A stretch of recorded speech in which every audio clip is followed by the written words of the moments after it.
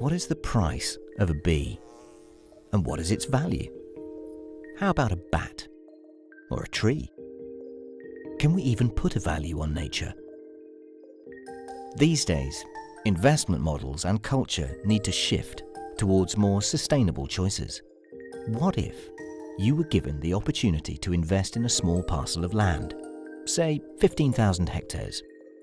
You could put a farm on this land, growing produce or grazing cattle.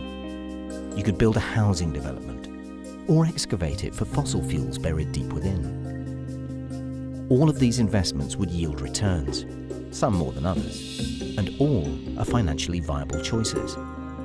But what about growing a woodland? Once your woodland reaches maturity after about 30 years, the monetary value of the timber would be around €73,000. Over the same period, that's a much smaller return than, say, farmland. €259 million less. But let's forget about the price for the moment and look at the value.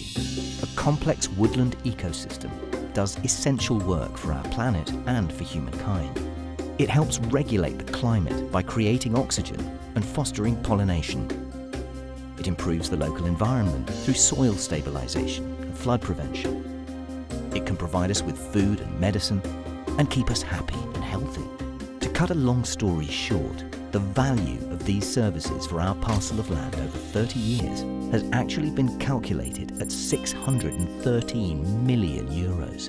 That's a lot more than farmland would return. But will an investor ever see this value on the bottom line? At the moment, no. If your woodland reduces air pollution, this service cannot currently be parcelled up and sold to investors.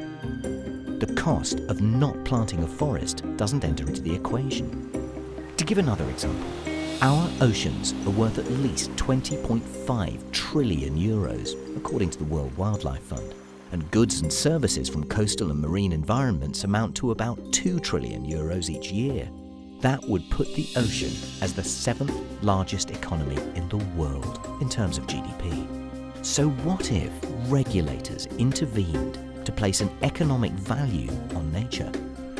Sustainable developments could be a key driver of returns.